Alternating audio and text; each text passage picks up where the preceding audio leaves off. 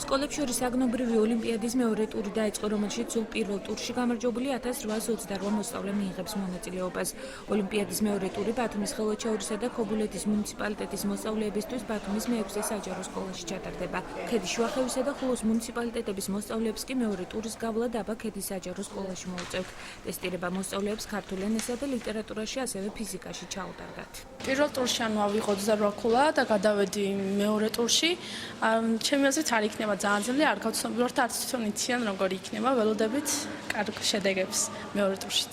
გამარჯვებული ბავშვები ყველა სკოლიდან არიან მოწვეული, ასევე რაიონებიდან და მე ვფიქრობ, რომ მოსწავლებისთვის ძალიან კარგია მათი აკადემიური დონის გაღრმავებისთვის, ასევე ერთმანეთთან საერთოს ნახულობენ მოსწავლეები, უფრო ეჩვევიან ერთი მეორეს და რა ვიცი, ზოგადად სამომავლოდ, ვისაც უნდა სწავლის გაგრძელება, მე მგონი გარკვეული ეტაპია წინა საგამოცდო პერიოდისა.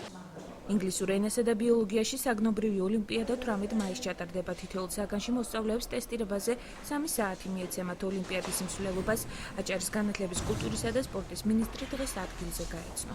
სურვილი იქნება მომავალში ოლიმპიადების შედეგები გარკვეული ფორმით მაინც აისახოს საერთიანელოვნურ გამოსცემს, ჯერჯერობით ეს უფრო ბავშვთა შორის ერთგვარი შეჯიბრის ფორმას გაბოლობს და რასაკვირველია გამარჯვებული ახალგაზრდები ჩერტი მაყოფილი არიან, რომ შედეგებს მიაღწიონ, ასე რომ ჩვენ შევეცდებით, რომ ისინი რაღაც მასტიმულირებელი ფაქტორებიც იყოს გამოყენებული მათთან დაკავშირებით. ზოგადად შეიძლება ვთქვათ, რომ ჩვენ არ გავამკაცრეთ ძალიან პირობები პირველი ტურისა, ამან განაპირობა ის, რომ სადღაც 2000-მდე ბავშვი მონაწილეობს მეორე ტურში, მეორე ცოტა მკაცრი იქნება მაგასთანებად. გამარჯვებული მოსწავლეები თბილისში და აგეგმილ რესპუბლიკურ ოლიმპიადაში მიიღებენ მონაწილეობას.